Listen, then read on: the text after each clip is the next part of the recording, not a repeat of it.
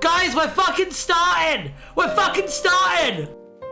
It's not fucking Wiki Roulette though. Ignore that. Fuck it. Hi! I'm here. We're doing a live stream. Yeah, they announced season 10 soundtrack officially released. Coincidentally, I'm doing this today.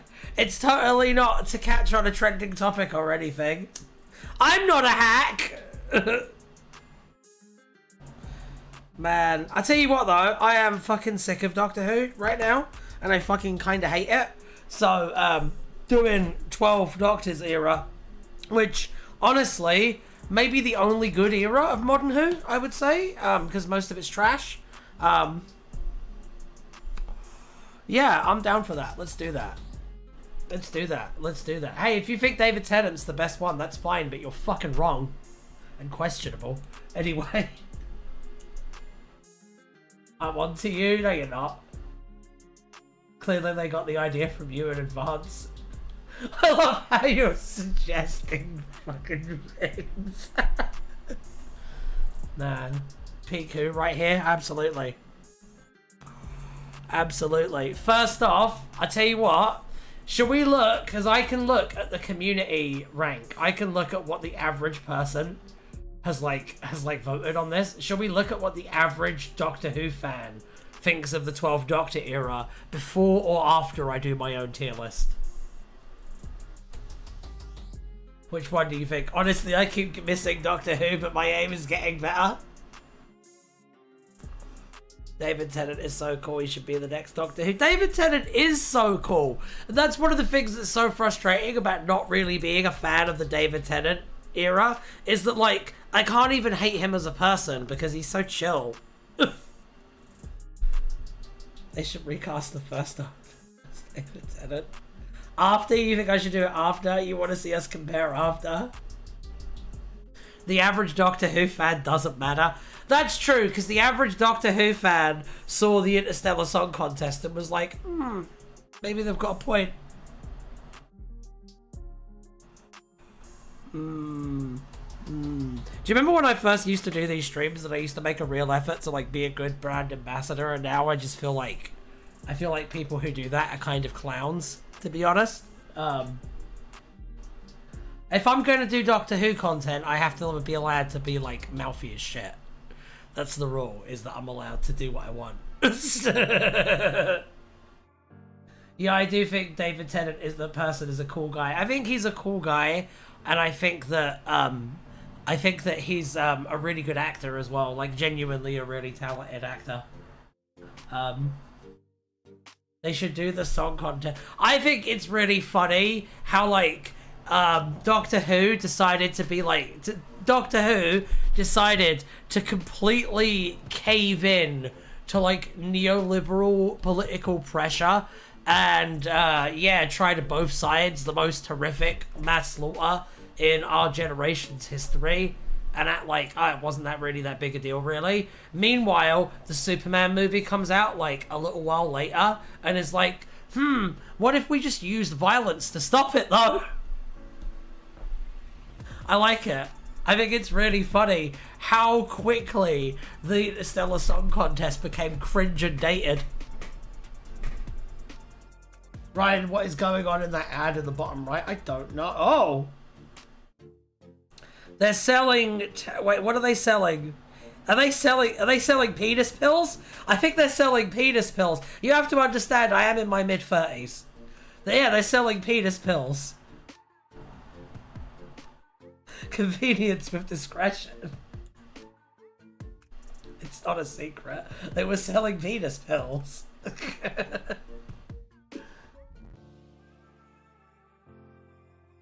Okay.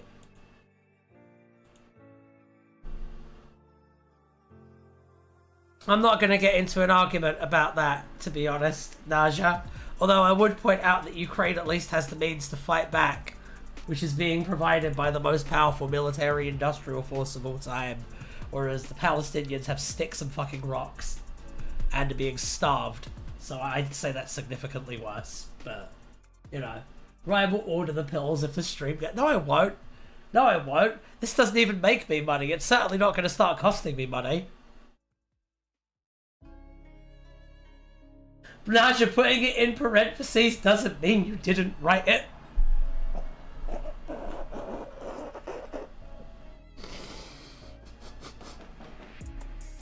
Can we fucking not, though, please?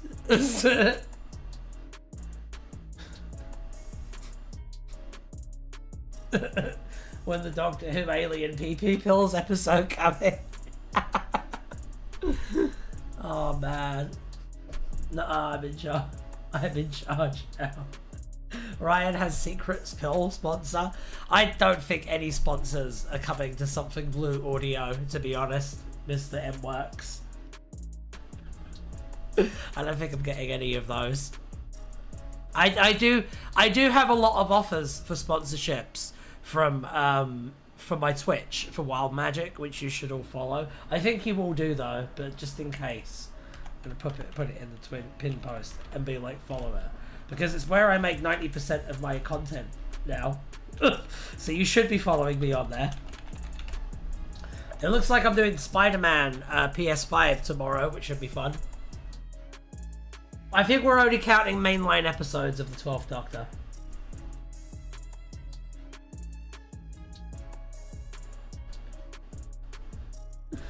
Oh dear. Okay. There we go.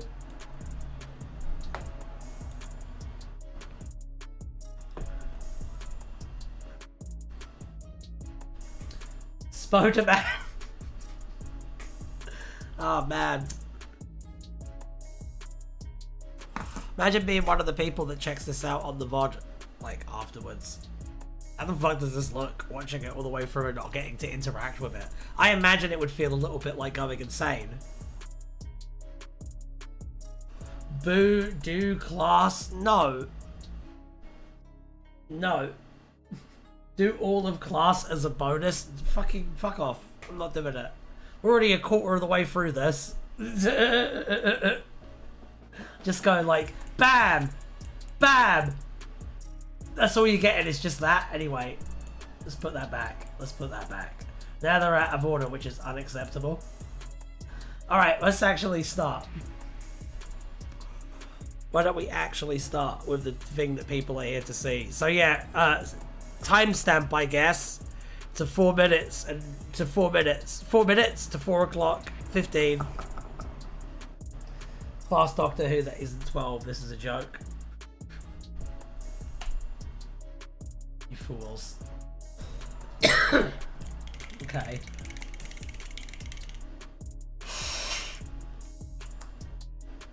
Alright, let's see.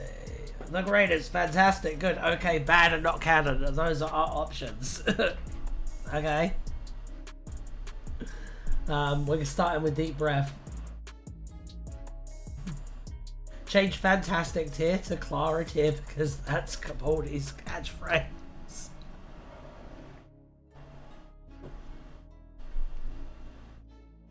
Deep Breath is pretty good, yes. It is.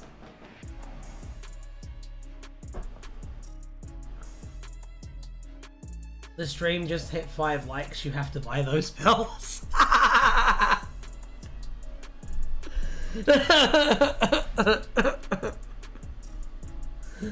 Oh dear, you got an ad for Autumn Savings. Why did you get an ad for Autumn Savings? I should probably start the stream at some point, shouldn't I? I should probably start the stream and actually give my thoughts on Deep Breath.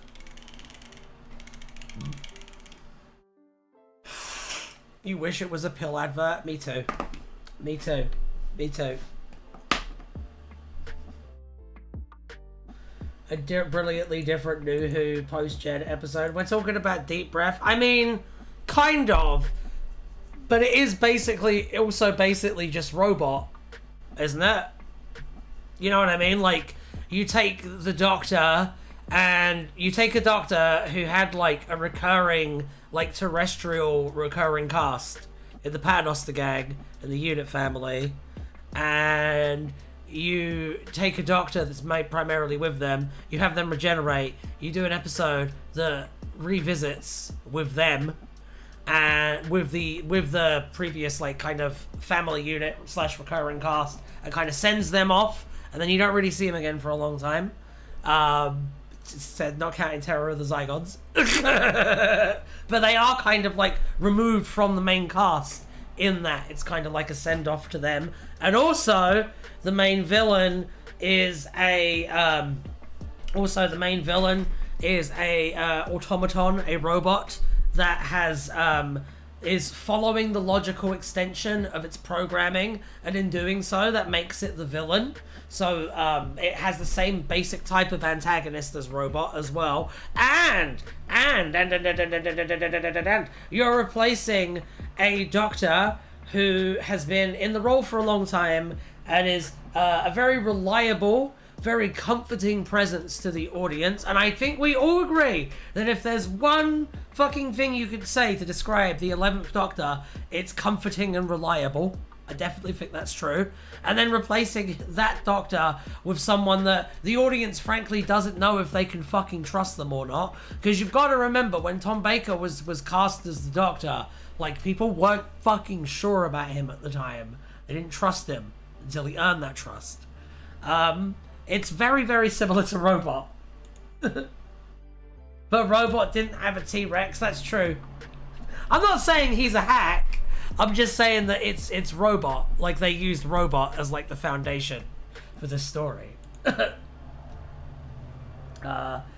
in terms of its actual quality as an episode, I think that it has a really good central mystery that paces itself out really well. I like the stuff with the Doctor being all crazy and shit. I don't like Clara's characterization at all. I think taking Clara in particular and being like, well, I just can't accept that the Doctor has a new face. The Doctor who went through the fucking 50th and jumped into the Doctor's time stream and has met every single incarnation. It's basically the companion for all intents and purposes in the modern series. And nah, that's silly. That's very silly. Yeah, there are some good scenes that come out of it, but that's silly. It's silly. Stop doing that. I like the fact that the Doctor definitely pushed the half-faced man off the top of that thing and killed him. Like, definitely. He impaled that motherfucker, and you cannot tell me any differently. I really like the ending scene where the 11th Doctor calls Clara to reassure her, and also by extension the ageist teenage girls in the audience as well. I like that scene because it shows cowardice, and I love cowardice, especially in artists. I put it towards the top of good. Yeah, I'd say it's like a B+. I think it's good, but it's not exceptional. And I do think there are some real pitfalls to it, so I'll put it in good. Oh, S tier, A tier, B tier, C tier, D tier, E tier, by the way. For those wondering at home. And next we have Into the Dalek. So you were saying that the person who has seen every other Doctor not accepting the new Doctor is unrealistic. Have you met Doctor Who fans? Yeah, but most Doctor Who fans don't have an interpersonal relationship with the Doctor. They have a parasocial one. Clara had an interpersonal relationship with the Doctor. It's very different. It's very different.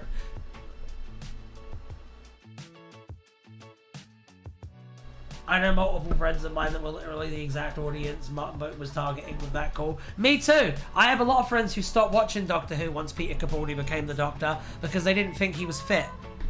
I completely get that. I ate an 11's cameo, forgot about it. That does put it down to good for me. I'll tell you something else as well. The sound editing. Because, like...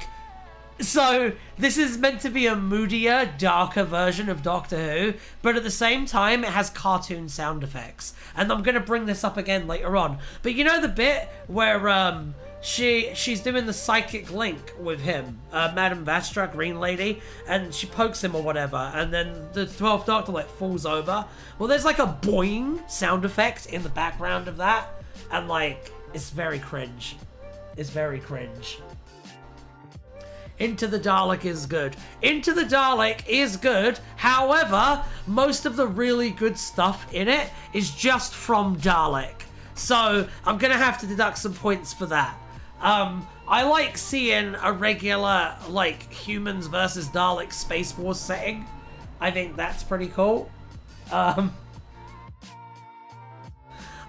like the idea of doing a Fantastic Voyage riff with a Dalek. I think that's quite a creative idea. I like the stuff about the antibodies. It's all very inner space. I liked Journey Blue as a side character, I think. I might be wrong about that. It's been a while. I liked seeing the Daleks shooting and killing people. That was cool. But, like, it does not have an original bone in its body, and every single theme and, like, chance that it's taking is all just stuff cribbed from Dalek. So I'm gonna put it in the okay tier. I think it would be much better if Dalek didn't exist.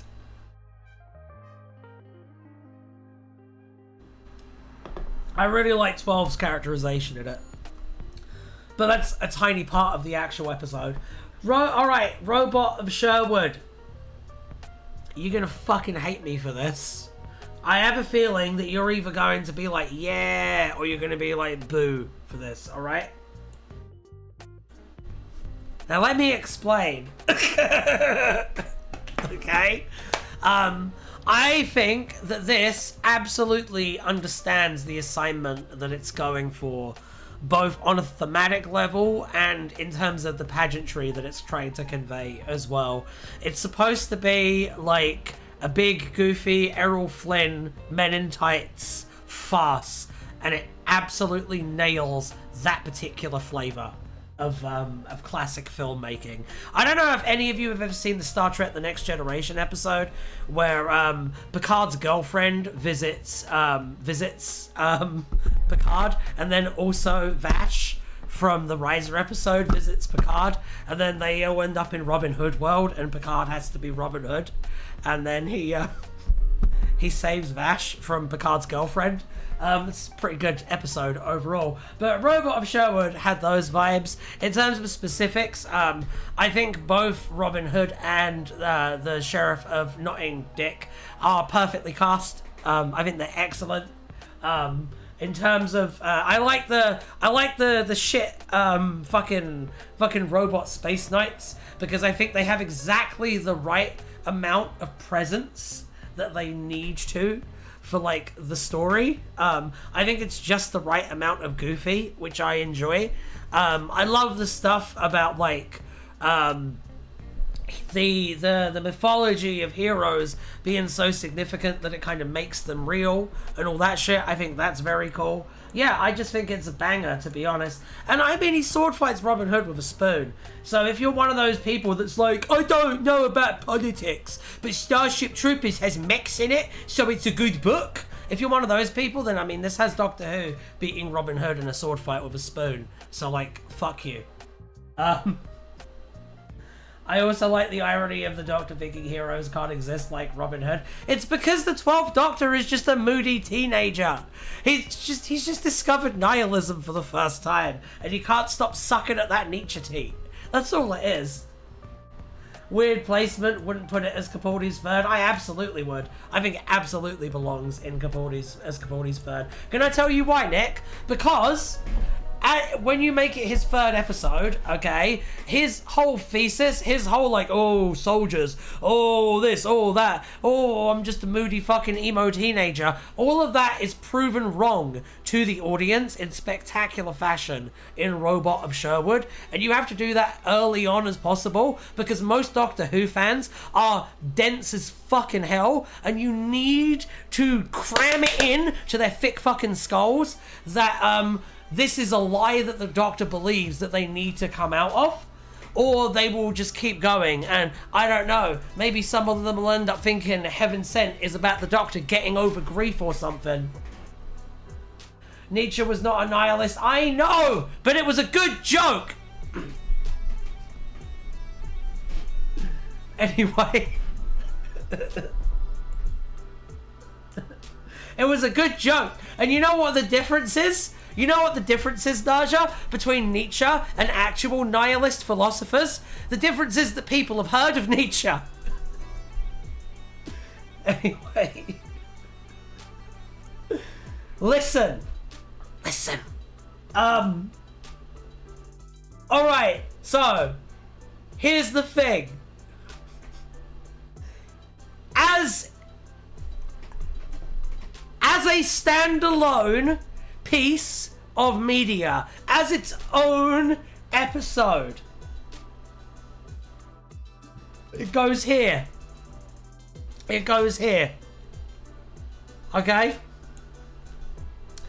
As a piece of the wider 12th Doctor story, it goes here. I don't think there's anything controversial about it. I think it's like, it's more a matter of like your priorities, I think, because like, the thing about the 12th Doctor's era is that it's amazing if you're a themes and character person. If you're, does the plot have to make mechanical sense person, then you're gonna feel a little bit shortchanged by it. Listen is okay, IMO. I don't like it in the context of the series. See, this is the thing is, I think the Danny Pink thing does drag it down a tiny bit, because like, even though it does work in the sense that Clara is interacting with an aborted timeline that now can never exist, which is immensely tragic in its own way, and that's what's actually happening, like, on screen. Even though that's the case, try explaining that to your fucking relatives. You know what I'm saying? I'm not a fan personally, I've never really connected with that episode, that's okay. No, most average fans I've seen like it. Oh yeah, well there's two different kinds of average fan opinions on it. There's the people who like are totally down for like the ride because it's kind of a weird tone poem and it like, it has a very large penis that it likes swinging around a lot. There's a lot of average fans who just like it for that reason. But there's also a lot of average fans that don't like the fact that like, it doesn't necessarily make sense from a cause and effect perspective. Like the Orson Pig thing.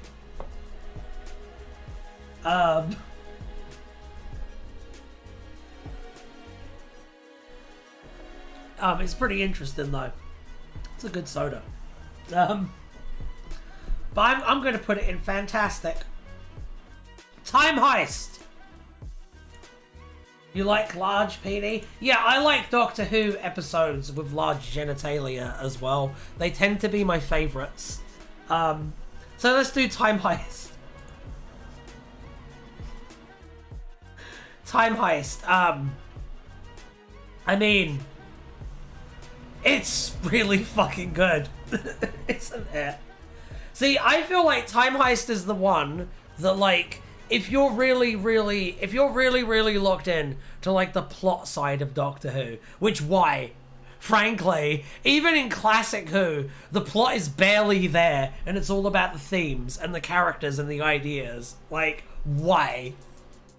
Why? Just fucking why? Like, every Doctor Who story, every Doctor Who episode of New Who has a 2.5 act structure.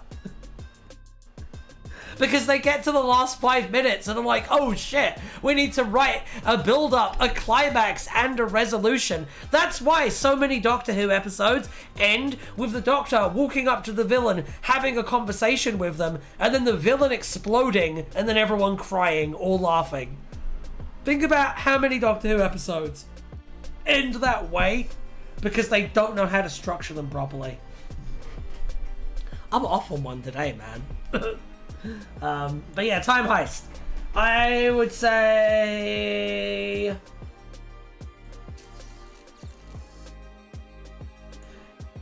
I'd say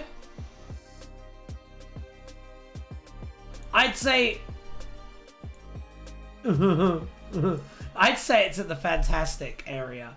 I don't like plots, they're rough, they're coarse, they're irritating, and they get everywhere. I do like plots, but my enjoyment of a piece of media is not contingent on the plot. Because, I mean, I have a brain of my own. It really isn't. You can have a sloppy ass plot, and as long as you're hitting the point with your themes and your characters, I will probably enjoy it. I think a good example of that is, honestly, Age of Ultron, the second Avengers movie. It really stumbles in terms of its pacing and its structure, but the characterization in that is really good, and it's quite impressive how every single member of the Avengers gets like an arc of some kind. Yeah, you agree with that placement? Is it on the same level as Listen on Robot of Sherwood? Yes, but it's doing entirely different things, and it's just very tight. Honestly, like, it opens and closes most of its loops. Like, yeah.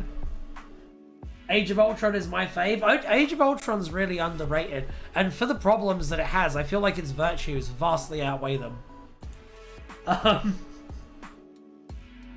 The Caretaker, okay. You're gonna hate me, but I'm gonna put it in okay. I think The Caretaker does a lot of really interesting stuff with Danny Pink. And I think a lot of the characterization work with Danny Pink is really raw. And I think a lot of people give Danny Pink a very hard time. Partly because he's the character who you're not meant to like because they disagree with the Doctor. And partly because he's black. And I think it's weird that the character who you're meant to dislike because they disagree with the Doctor is usually a black man in Doctor Who. And in Torchwood. See also Rex Matheson in Torchwood Miracle Day, who's the exact same fucking thing. The 12 and Danny stuff carries it. Here's the thing about Danny, he's right. He's right about everything he fucking says is on the money. Everything he fucking says. People don't give him enough respect. That's what I think. I'm a big Danny stan. I think people are really unfair to Danny and say like the most horrible things about him. When literally all his whole thing is just, look, just don't fucking lie to me, and I have boundaries, please respect them, and I have PTSD from being a fucking soldier. Please don't make jokes about me being a baby killer, Clara. I think it's wild that, like, she rips into him for that stuff, like, to his face. And then he gets, like, understandably upset. And then we're supposed to side with her. Big Danny stan. Okay. Let's see. There's this idea in modern Doctor Who, okay? And I really fucking hate it, okay? I don't like the military-industrial complex, but the men and women and variations thereupon who actually decide to serve in the armed forces, like, those people sacrifice a lot to, like, keep us safe. And whether or not they're utilized in that manner, that is what they are signing up for. And there is a persistent idea throughout New Who that companions, right, veterans, are civilians compared to Doctor Who companions, because Doctor Who companions have seen so much more. Whenever a Doctor Who companion is on the scene, they have operational seniority over a fucking general. And that is insane and insanely insulting, in my opinion. We're not supposed to side with her. She's very clearly wrong. Everyone I've ever spoken to has sided with her on that, Naja. Everyone. I'm telling you. I'm telling you. It's controversial to think that Danny is in the right in that scene. Because Doctor Who fans are fucking idiots. I don't know what to tell you. Most of them have broken moral compasses. I think before Danny, Ross was the last one treated well. I thought Rory was treated quite well. Yeah, because Doctor Who fans are a little bit, yes. A little fucking bit, yes.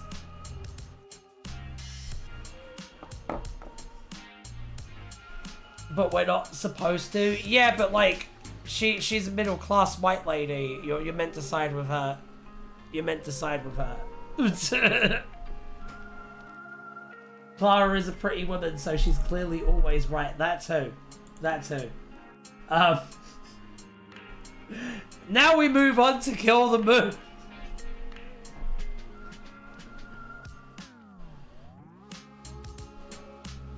I think Kill the Moon is a little bit overhated. I know that it unintentionally has a pro-life message. I get that. However, I think that the idea of the moon being a dragon egg is like such a beautiful concept. I'm gonna put it in bad, to be diplomatic.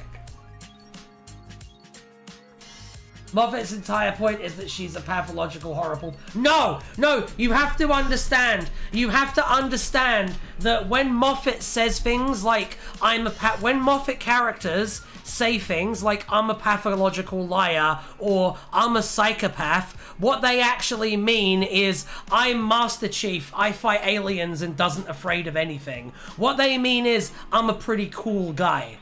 They do not mean you're supposed to disapprove of it. They mean you're supposed to want to fuck them. That's what Moffat is trying to put across, because Moffat is a fucking horn dog. Am I wrong? Chat, am I fucking wrong about that? Am I wrong about that? Am I wrong about every single Stephen Moffat hero being like, I'm a psychopath? Every single one of them.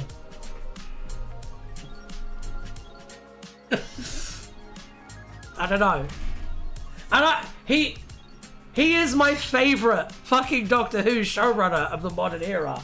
But like, yeah, no, yes, John Spartan. I'm not wrong though, am I?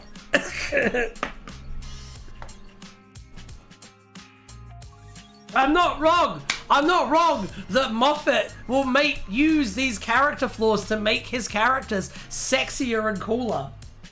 Moffat is very clearly critiquing these characters. I agree, but he's doing it in a way that glazes them too. He's doing it in a way that sends a very particular fucking emotional vibe. I am not wrong about this. I am not wrong about this.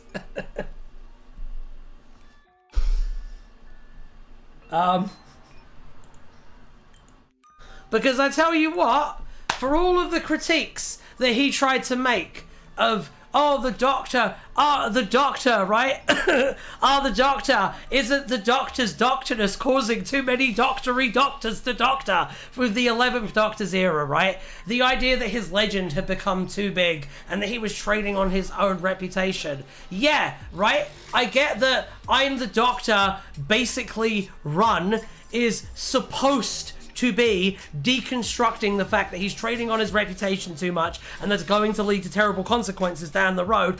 But I tell you what, do you know what most fucking average Doctor Who fans think when they see that? Oh my god, he's so cool! Ah!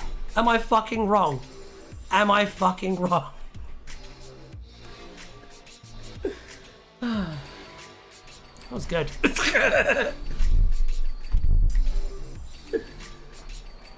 Okay. Alright.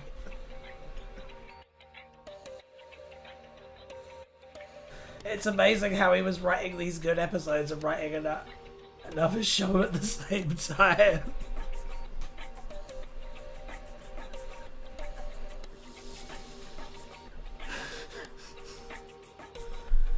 Oh dear.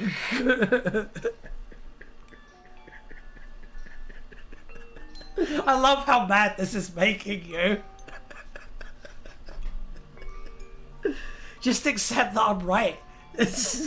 He's clearly... If he's not doing it on purpose, then it's a coincidence that's happened hundreds of times.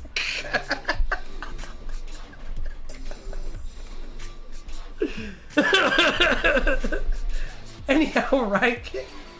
I get Mummy on the Orient Express goes in GOAT tier. Do I need to say... Oh wait, no, that's Sleep No More. That's not supposed to go there. Mummy on the Orient Express, GOAT tier. Really great monster. Really great dissection of where the Doctor and Clara's relationship are at after she yells at him. in the previous episode. Can anybody explain what's happening? Yeah, I'm doing a Doctor Who ranking video, and every now and again just going off onto weird tangents about how what's the word? What's the term? How media illiterate most Doctor Who fans are. Basically. And also arguing with Naja about, I think that a lot of the time when Stephen Moffat is critiquing an aspect of a character, he will make that aspect of the character he's critiquing really, really fucking cool. And it will undercut his critique a little bit.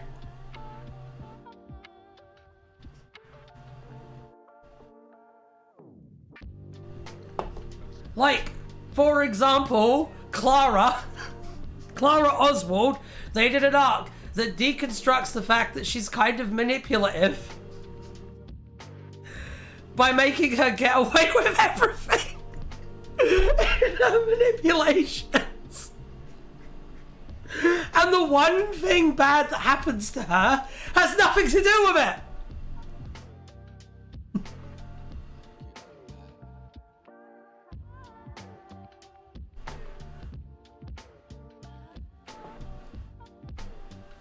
Okay.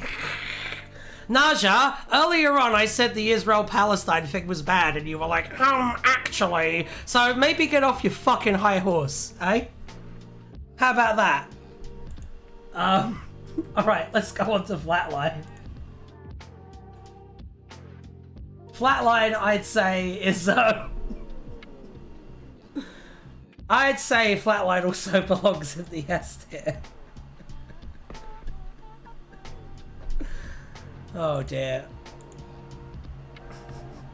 Flatline is S tier or the greatest. S tier is the greatest.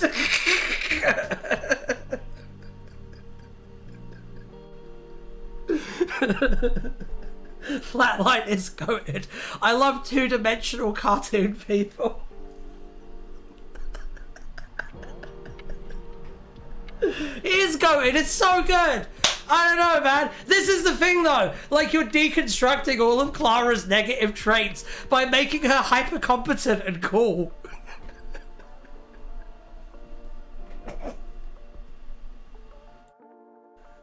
Jamie Matheson does indeed reign supreme. My objection is that it isn't the worst thing in our generation, that's all. Fair. I think that's one of those situations where if you think I'm being a stupid motherfucker, Naja, just let the stupid motherfucker talk. So far your ranking is very agreeable, thank you. I'm about to piss you off, so... I think this one's quite good. Ha! I think it's a swing and a miss, but my god is it a big swing. And I respect the hell out of that. While it does not achieve the goals that it sets out to accomplish, my god, does it set some lofty goals. Question, did Sutekh shrink and was he hugging Clara during Flatline? You know it's a good episode when you watch it again and still like it more and more. Absolutely. You know, some episodes are showers and some episodes are growers. And I feel like Forest in the Night is a grower. I like the fact that it's weird and poetic. I love the idea that the Fae exist in the Doctor Who world as just like a force so powerful that the Doctor just doesn't dare touch it. I think it's kind of like, I think the best thing that ever happened to Dragon Ball as a franchise was the addition of Beerus, the God of Destruction. For those who don't know, Beerus, the God of Destruction, is a little cat man who serves a single purpose in the narrative, and that's that he will always, always be stronger than Goku. I think having things that are definitively above your main characters in the power ranking and will always stay that way is inherently a good thing for world building. I legitimately forgot about In the Forest and thought you were talking about Death in Heaven. Alright, now we come on to dark water. And if your water is dark, you should probably consult a urologist. I'm going to say it's fantastic. I think it's very strong.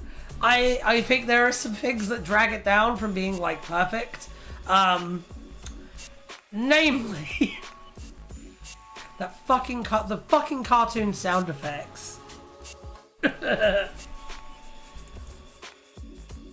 I think the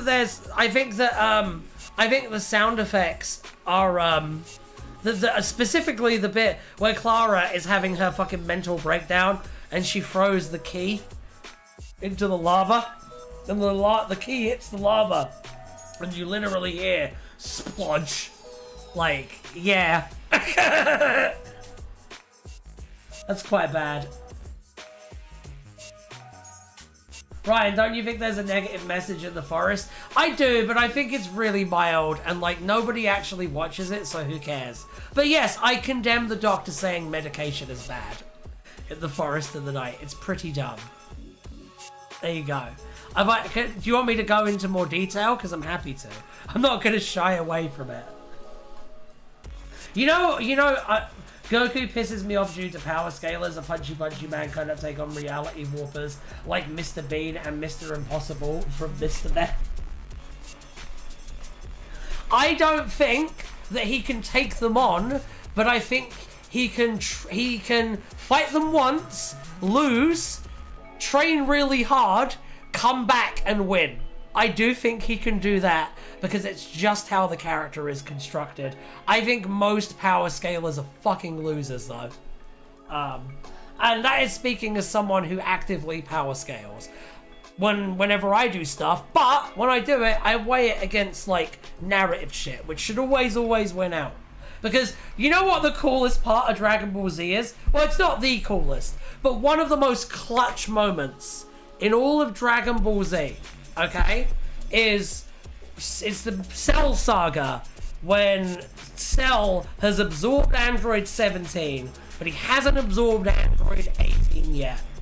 And as far as you're aware, there is not a single person in the whole fucking place that can fucking fight this dude. It looks like it will inevitably be the end for everybody. Like, he's gonna get 18 and then that's the end of it. And then, up in the sky, who should be there but fucking Ten Shinhan, a character who has not been relevant in fucking over 100 episodes. A character who, maybe, if we're actually taking the whole power level thing seriously, is like 1/1,000,000th the power of Cell. This guy fucking puts him in the fucking dirt again and again and again, and he hits him so hard that he almost dies from the fucking effort, but he holds him down just long enough for the Z fighters to get their shit together. That's one of my favorite moments in Dragon Ball, and it makes no sense from a power scaling perspective, but my god is it dramatic.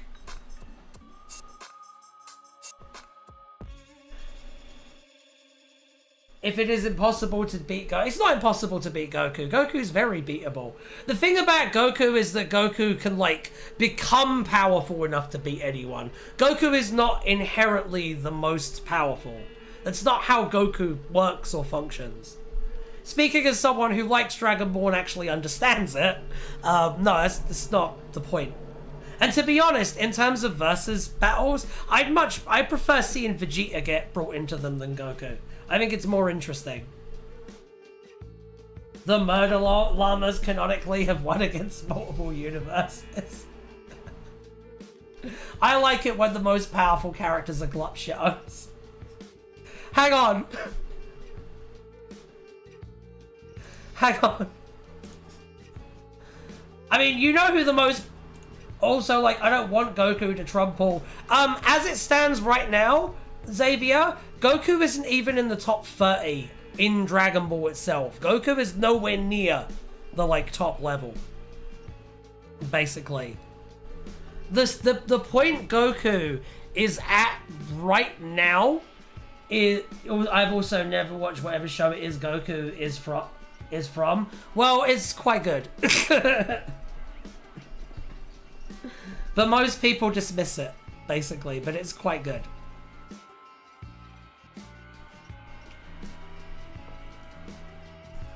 But I do think a lot of Goku fans are really fucking insufferable. And no, he can't beat Superman. Oh, One Punch Man. One Punch Man is also cool.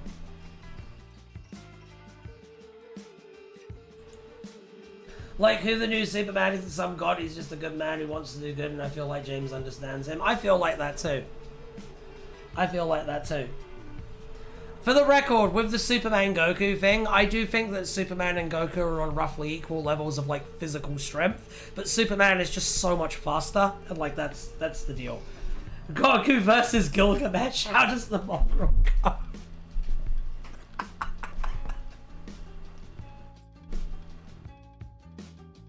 Also, Superman wouldn't fight Goku. They'd probably be friends or something. I think they'd fight, but in like a super friendly, like sparring match kind of way. I don't think that they would try to like kill or stop each other. Because, I mean, neither of them is about that. You know what I'm saying? Like, I'd say Goku is even less likely to kill a villain than Superman is. Death in Heaven, by the way. Let's go back to the tier list, because you just got me talking about Goku now. Death in Heaven's quite good. It's quite a good Cyberman story. It's a really good Missy Master story. I like the Cyberbrig thing, because I like the idea that that man's sheer will and mustache was too strong for cyber conditioning. I think it's good. I think it's good. Yet another episode with quite a large penis.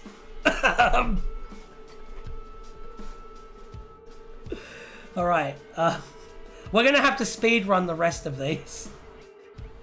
By the way, we're gonna have to, but we got through the first season, so we're gonna speed run the rest of this, okay? I enjoy the Christmas one. I think the alien riff is fun. I think the dream stuff is fun. I think it's the actual point where the 12th Doctor becomes like the Doctor, is the scene where he finally gets to like ride Santa's sleigh. That's the pivotal point in his character development, that people who go, oh, from season 8 to season 9, he's a completely different character. No, I haven't seen the Christmas special because it's bad. Those people, that's what they're like missing. I'd give it a solid good. No, actually, no, it's kind of fantastic. It's kind of beautiful. The Magician's Apprentice! It's really, really quite fun. It's not excellent, but it does some really interesting things that pay off wonderfully in the next episode. So I'm gonna call it a good one. The Witch is Familiar. Absolute fucking banger of an episode. And I tell you what, I'm gonna give you something to ruminate on. Just because the Doctor and Davros were lying to each other and playing a trap on each other doesn't mean they didn't mean everything they fucking said to each other. How about you stick that in your fucking pipe weed and smoke it? I'm gonna put it in the greatest list. It's really good. No, it's fantastic. It's not in the greatest list. There's still some problems with it. But it's really good though. It's really, really good. Speaking of really good, Under the Lake, classic base Under Siege, got a little bit of an Aliens vibe to it without feeling distinctly derivative, which is really fucking hard to do, and it doesn't get enough credit for it. Some really nice representation, one of the best groups of side characters we've seen in one of these types of stories. It goes straight into fantastic. So does Before the Flood, which adds a little bit of delicious Cold War-y kind of intrigue to everything. It's just, the whole thing's just like, and it has a really nice cliffhanger too. I don't know, man, I'm just gonna fucking glaze it and put it in the greatest list, because it pays off everything really nicely. Alright, The Girl Who Died. I wouldn't quite say that this is a fall, but it is a little bit of a stumble. It's not quite as strong as the episodes that come before it. However, it is stronger than most of the other episodes of the other Doctor's runs. And while I'm not the biggest fan of Me, this is the best episode with her in it focused around her. So I'm gonna put it solidly in the good section. How are we feeling about this list so far? Are you all clenching to see where Heaven Sent Hellbent goes? Girl, Woman Who Lived, goes bad. No, it's not as offensive as Kill the Moon.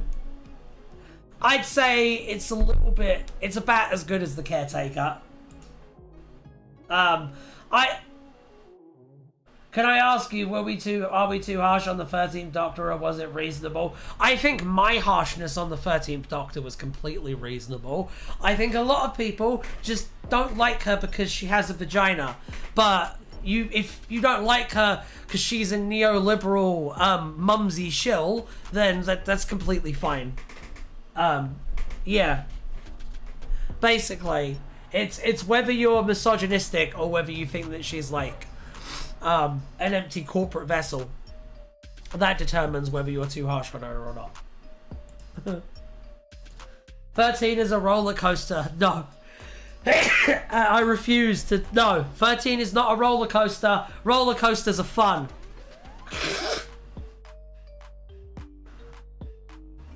Okay. Like, the biggest sin of the 13th Doctor era, I mean, second biggest. Now they'll see the real you as like actively evil. But the biggest one aside from that for me is that it's boring. I really got primary school teacher vibes from 13. I tell you what, I hate the fam thing. Can I just say, right? That because like, right, I'm a Londoner. And I remember when fam was first coming up as a slang term. And fam is one of those terms that, like, originates in working class, black, like, London youths. I believe it's a Hackney thing, okay? So, for me, hearing this, like, mumsy, very middle class white woman be like, oh, fam, it's always felt like cultural appropriation to me, and it's always been weird that we're all like, ah, it's fine.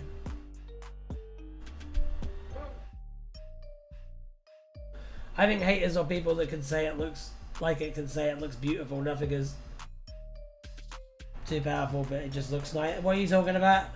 The van thing is so completely artificial. Yeah, I know.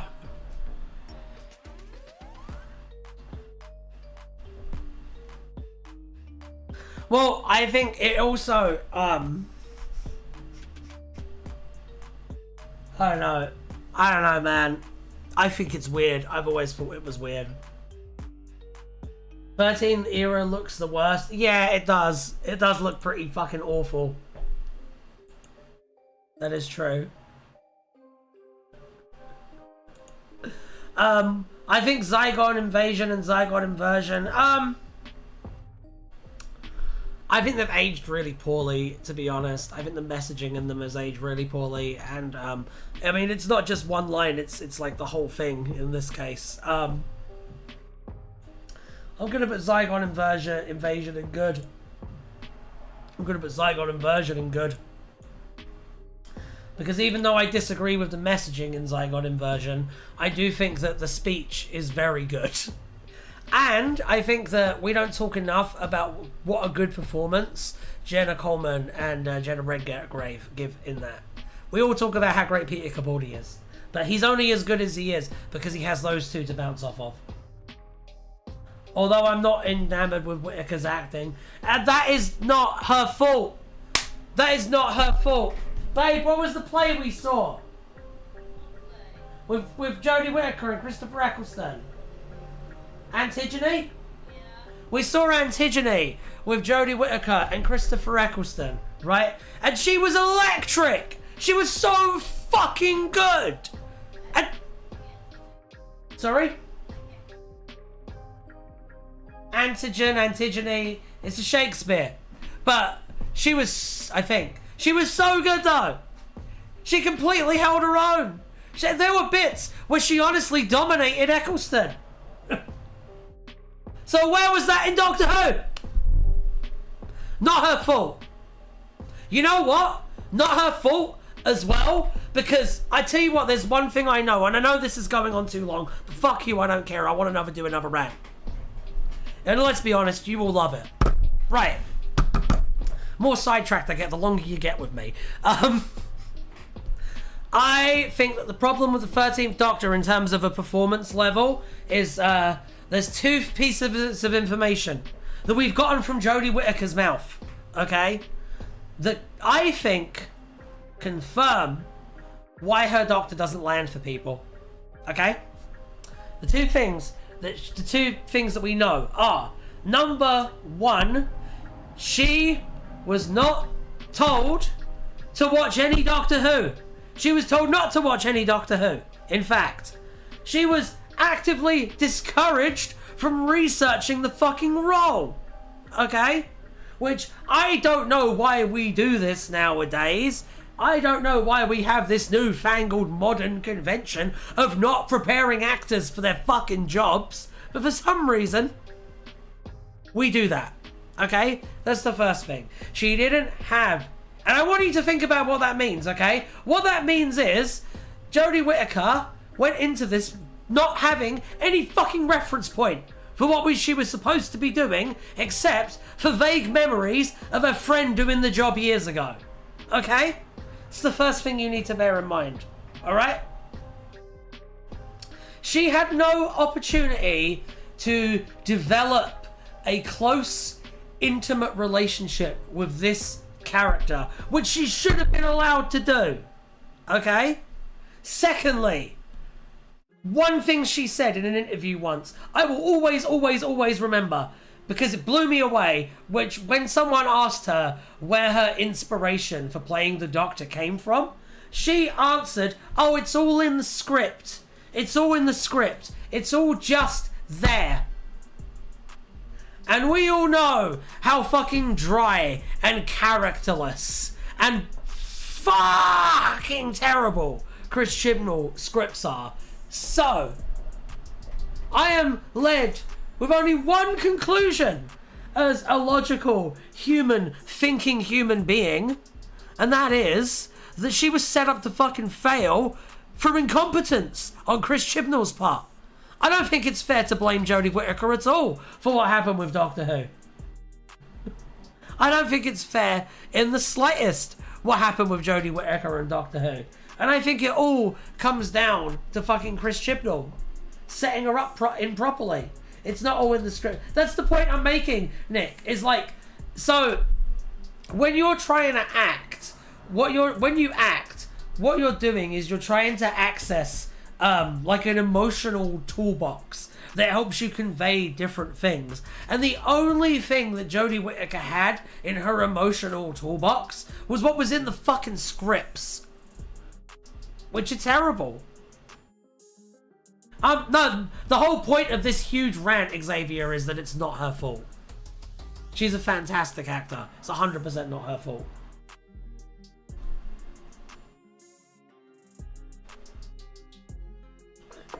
I would also like to point out, you know when people say, oh no, she's good in Black Mirror?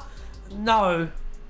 She's just playing a woman who cheats on her husband in Black Mirror. She's not playing a particularly interesting or compelling character. And there isn't really a lot for her to do in that either. If you want to see Jodie Whittaker fucking act, watch that Antigone play. It's really fucking good. It's very largely Chibnall's fault, but I do think she has some blame just based on how she approached the role. I don't, because, like, the only way for her to approach the role in a different way, Naja, my friend, was to disobey the instructions she was given. The only way to do it would have been to, like, go against her remit as a professional. And she wouldn't have done that.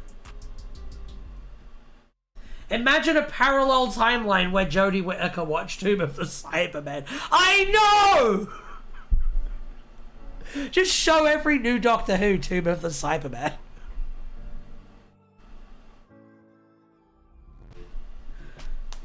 Eccleston would have... Yeah, but that's Eccleston. You can't compare standard British actor to Christopher the Queen is a parasite and I want her to die, Eccleston. You just can't do it. They are not the same. Jodie Whittaker is a standard career British actor. They're not going to do that. And you shouldn't expect them to do that. It's not fucking fair. David Tennant certainly wouldn't have done it.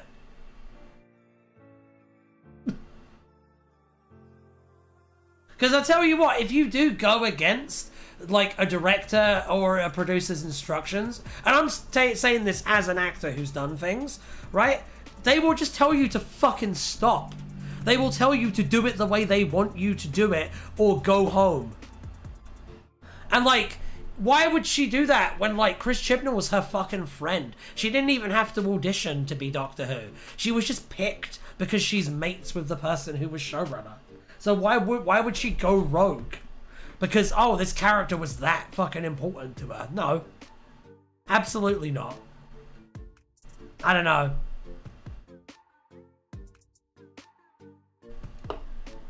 Well, both Tennant and Capaldi were already fans.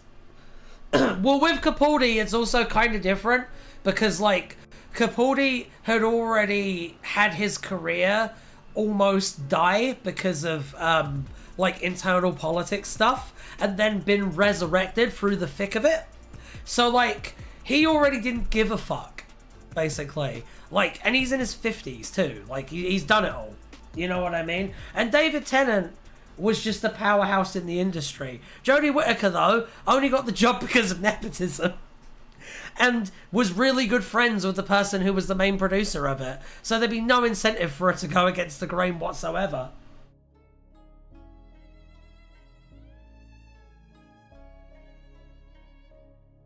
Again, the other bit is how she always hits the level of the script and doesn't try to rescue a failing script. Yeah, but trying to rescue a failing script, Naja, the point I'm making is that even doing that is the difference between a good actor and an exceptional actor. I'm not saying that she's an exceptional actor. I'm saying that she's a solid actor.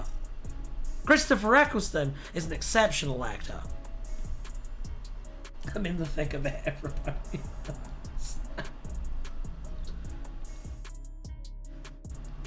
You can see the distinction between Tennant and Whittaker. Yeah, because Tennant's actually creating a character. Like, wait, I'll tell you what, Naja, do you not agree with this statement, okay? You can tell that David Tennant studied Colin Baker. Whenever David Tennant gets, like, dark or scary, it's a mix of Colin and Sylvester. Whenever David Tennant is being, like, funny or silly, it's a mix of Tom Baker and Patrick Troughton. Whenever they're being sexy, a little bit of Jon Pertwee comes out. You know what I'm saying? Like, that's a very carefully studied and constructed performance, what David Tennant was doing. I'm not saying she had a lot of blame, just some. I'll settle on 5% of the blame. How about that? You have missed some gold. It's been a good one.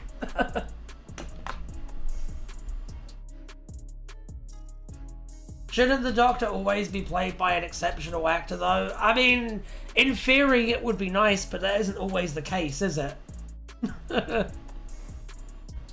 I don't think that all of the actors who played the Doctor have been exceptional.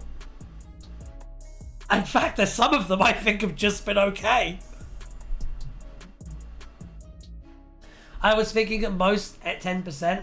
I'll tell you what, I'll settle on 10% with you, Naja. I'll make that compromise, mate. It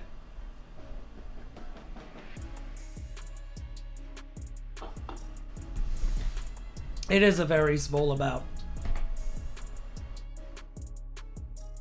It does make sense because he's the same person. Yeah, it does make sense. Same with 12. 12 is like a mix of all the different Doctors as well. I think that's the best approach, to be honest. And I also think that if you are going to play Doctor Who, you need to watch Patrick Troughton and William Hartnell and Jon Pertwee. Like, you absolutely have to watch those three. You have to, like... You have to know what the foundation is. You have to see what the unfiltered version of what you're trying to do is. Because, like, another good example would be, I used to play a lot of blues guitar, and I used to teach blues guitar as well. And one of the things that I always used to say to like someone who was trying to learn blues guitar is like, don't listen to the people who are big now. Like when I was doing it, it was Joe Bonamassa. Joe Bonamassa was the one that everyone wanted to be like. And I always used to say, don't listen to Joe Bonamassa. Don't even listen to Eric Clapton, okay? Listen to Robert fucking Johnson. Listen to Lead Belly. Listen to T-Bone Walker. And see what the bones of what you're trying to do are. Because then, if you understand it on that fundamental base, right in the pit of your testicles level, right? Then you will be able to innovate because you will be playing from the same hymn sheet as the people who ended up becoming legends. That's the real secret. You always have to go back to the earliest version of something and then work your way forward. I'd also suggest that pick Woe dying. I don't know what about that. You have to tell me. Listen to their influences. Yeah, exactly. Exactly. You really need to. Anyway, tier list. Sleep No More.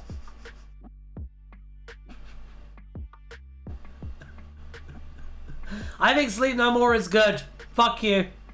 I think it's underrated. I think Face the Raven... It's a found footage episode of Doctor Who. What more do you fucking want? Face the Raven is also pretty good. Heaven Sent and Hellbent are the best Doctor Who episode of all time. They are what the entire franchise was building towards. And I think maybe continuing the franchise after was a mistake. I didn't know that. Naja. Yeah, that probably have something to do with it. Anyway, Husbands of River Song also goes in the greatest list. It's the best River Song episode. It's the best Christmas special. It's just fucking marvelous. Okay.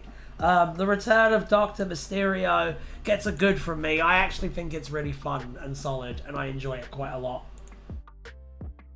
I don't think it's, like, wonderful or anything, but, like, it is quite solid. The pilot!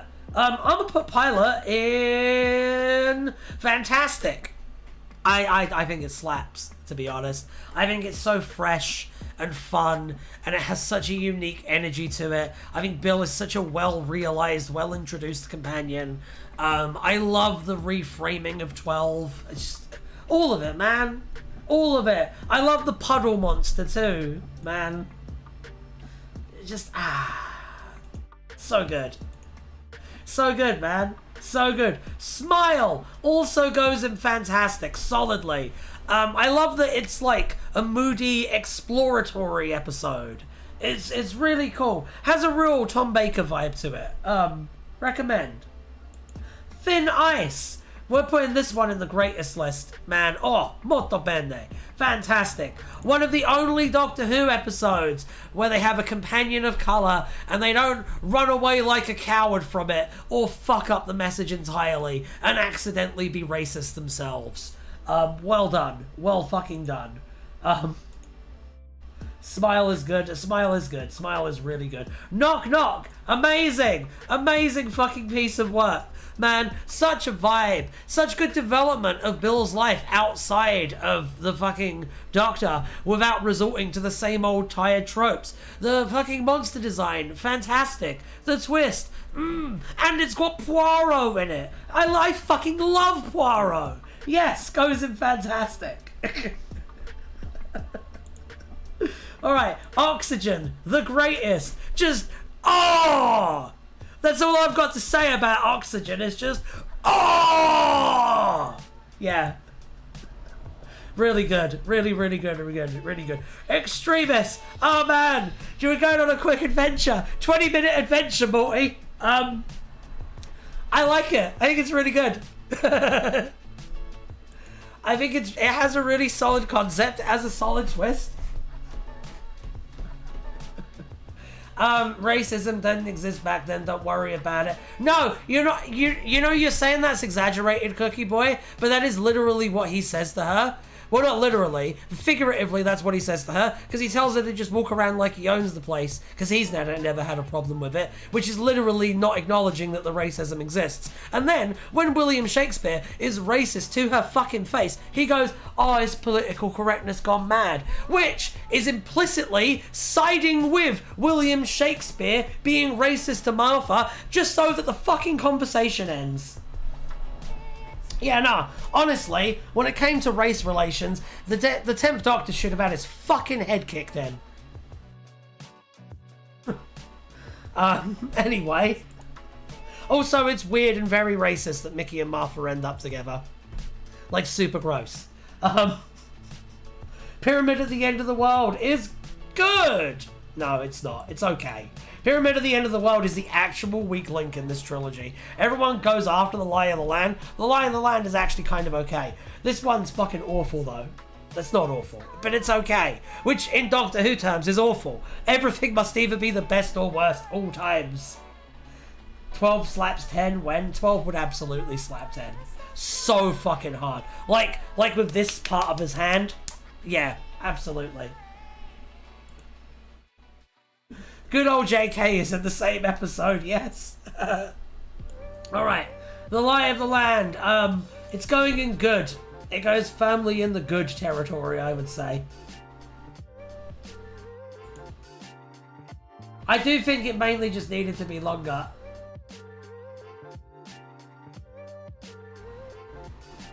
Okay. Let's see. The Empress of Mars. Once again, solid. Maybe almost fantastic. I wish there was like a good plus tier, because I feel like there's a lot of episodes like here that don't like they don't really belong in the fantastic tier, but like they should be up one still. You know what I'm saying? And Shakespeare doesn't even look like how Shakespeare probably. Alright, The Eaters of Light is fantastic. It's one of the most underrated stories. And, yeah, just so that we're fucking clear, people. S tier, S tier, S tier. All of them. All of them go there. All of them go there. Every single one of them go there. All of them. Well Enough for Time, Dr. Falls, and Twice Upon a Time all go in the greatest tier. So yeah, here we have our tier list. Check out this. One bad episode in the entire run. That's quite good fucking going for Doctor Who.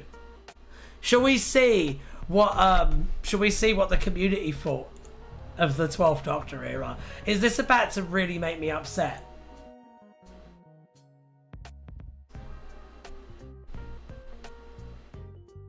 Okay.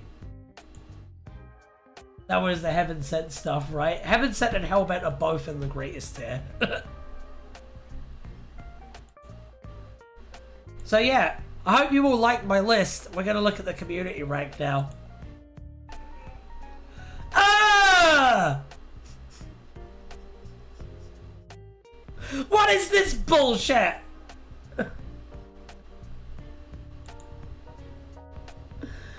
Oh.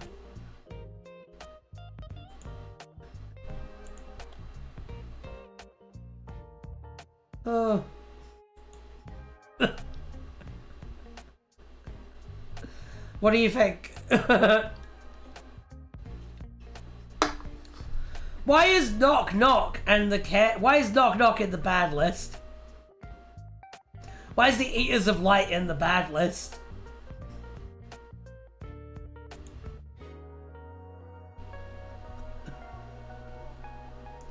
Why is Thin Ice just okay?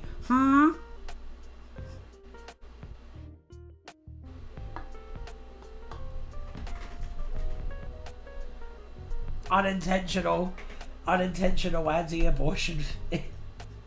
No, I know. This is all very silly though.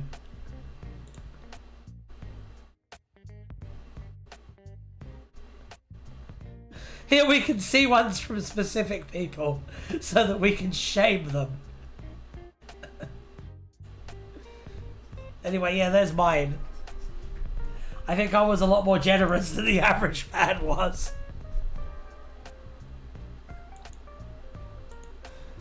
Shall I do the 10th Doctor next week?